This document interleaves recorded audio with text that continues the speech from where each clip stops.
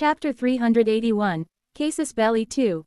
Now, fast forward to 10 years ago. A PHASE-7 portal opened in a region that later came to be recognized as the Ether Claw. It was on the coast of the Southern Safe Zone, tucked right inside one of the independent territories governed by the Southern Tribal Coalition. An unholy spirit beast known simply as the Serpent emerged from that portal and wreaked unprecedented havoc across the region.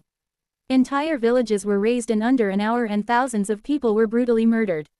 The tribes were forced to abandon their lands for months before they finally broke and pleaded for help from the current Southern monarch. But, predictably, Kalen Halfborn Starless, the immortal king and monarch of the South, refused any aid unless the coalition swore fealty to him. You can guess how well that went, right? The coalition practically spat on the offer. But proud as they were, they still needed help from someone. Someone as strong as the Southern monarch himself, preferably.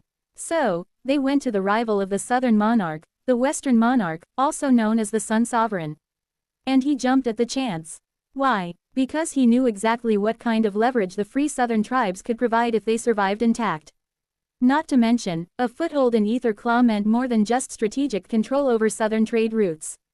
It was also a chance to assert dominance over a region that was otherwise wild and uncontrollable.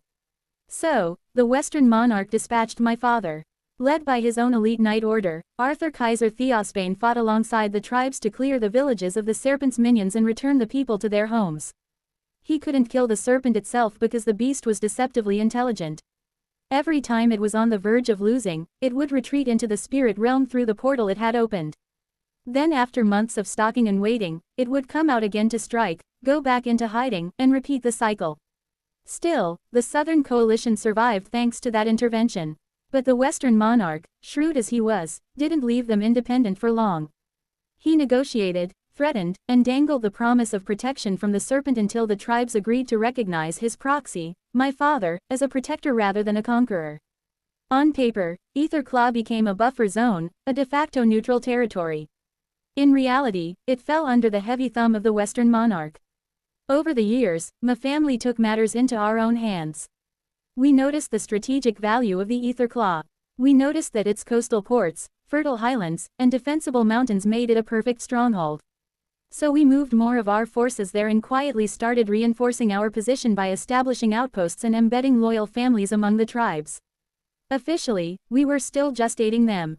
Unofficially, it was a full-on cultural invasion.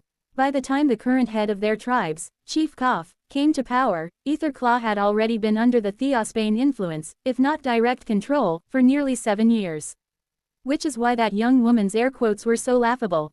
Temporary, she said. 7 years of bloodshed, protection, and systematic influence was hardly temporary. It was dominion. Everyone in the room knew it. They had always known it.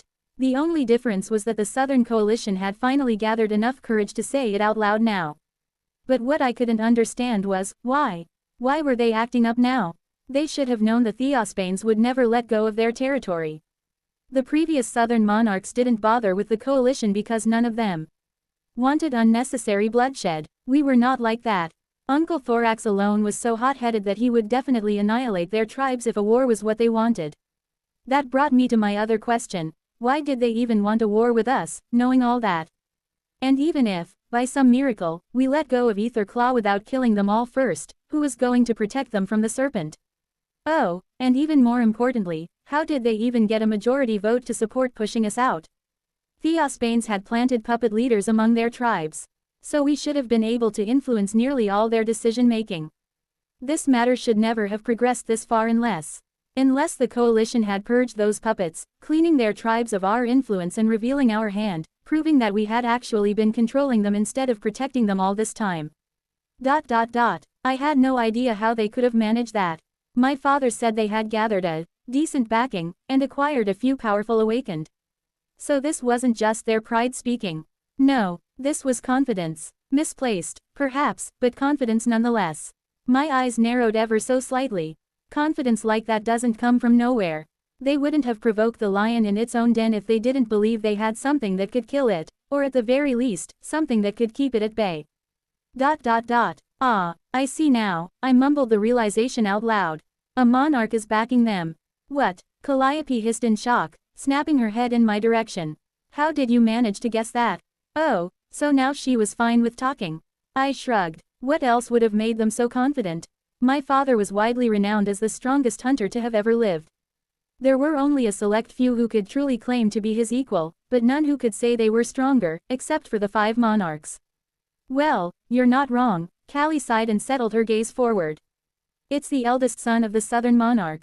We don't know how he managed it, but he has struck a deal with the coalition despite the dirty history between them. He'll marry the daughters of all 3 great tribes and include their clans in the southern safe zone as equals to the monarchical family. That's his promise. Fuck, I cursed inwardly. This had never happened in the game. Most of the game's storylines were from Michael's POV, and since he was a commoner, he didn't get to explore noble society much in the earlier arcs. There were other playable characters, like Alexia, but even in her storylines, a setting like this never took place. So this could only mean the Syndicate. They were on the move. Because I had disrupted their plans for Ishtara, they had decided to destabilize the southern safe zone instead, sparking a global conflict from there. I had no proof, and maybe I was being hasty in reaching a conclusion, but I was certain it was them. I leaned closer to my elder sister. How did the tribes even agree to a war against us? Are they ready for the casualties that would follow? Calliope glanced at me again, this time not in surprise, but with a frown like I was being dumb. It doesn't matter. There is another conflict going on that needs our full attention right now. Father won't pursue Aetherclaw, especially with a prince backing the coalition. Ah, this poor, naive girl. I had to suppress the urge to roll my eyes. Okay, to her credit, she wasn't entirely wrong. Any sensible ruler would have backed down. Chief Koff must have been banking on that outcome as well. He was poking the lion, hoping the Golden Duke would lose his cool so the Southern Prince would have his perfect excuse for war. My father must have known this. So he should have backed down. There was no other choice. He was strong, sure, but even he couldn't risk angering a monarch by starting a war with his son. Right, I almost laughed. It was a reasonable and politically sound line of thinking. But it had one fatal flaw. It assumed my father was a reasonable man. He really wasn't, not when it came to things that were his. And Aetherclaw was very much his.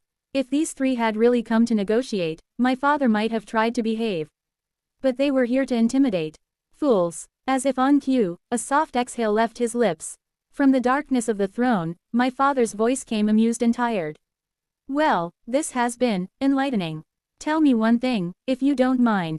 Did the Princeling send you 3 here thinking I'd be afraid? Phew. Suddenly, a crushing bloodlust crashed into the room like a physical force. The 3 foreigners' faces turned ashen. Chief Koff took a single step back and produced a silver dagger from somewhere inside his robes.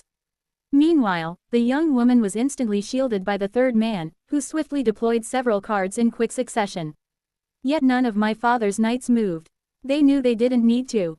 See careful, Golden Duke. The girl shouted, though her tone had lost all its bite. I'm one of the prince's 3 brides-to-be. If you even hurt a single hair on me. Don't worry, sweetheart, Aunt Morgan's honeyed voice cut her off. You're not the one we'll be hurting.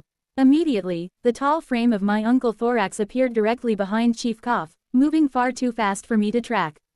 It seemed Chief Koff was also just as slow as me, because by the time the tall man sensed Thorax's presence and tried to turn, he was already dead. My uncle's right arm had morphed into a savage claw, elongated and sharp like something that had no business belonging to a human body. And it had already sliced through the chief's neck. For a long moment, nothing happened. The tall man simply stood there with wide eyes and parted lips. Then, his severed head slipped off his shoulder. It fell and rolled silently across the polished floor before his whole body followed, crumpling like a puppet whose strings had been cut. The room froze in horror. The young woman gasped, her hands flying to her mouth. The other man, her protector, conjured a sword of pure light and lunged toward my uncle, but a single command from my aunt stopped him dead in his tracks. Halt, she said, and he did. He ceased all movement and didn't even try to struggle as my uncle stepped past the petrified woman before walking straight through the man's guard like it wasn't there. I mean that literally. The blade of light passed through Thorax's body without any resistance, as if it had struck nothing but empty air, while my uncle's clawed hand closed around the man's face. There was a short pause. Then, crunch, a sick sound, far too soft for what it represented, resounded throughout the throne room. The man's body went limp on the spot. His head was crushed like a watermelon. His conjured weapon dissipated into particles of light as his cards deactivated. Only then did Thorax let go of him. The corpse slipped from my uncle's grasp and collapsed beside Chief Koff's dead body, just as lifeless and still.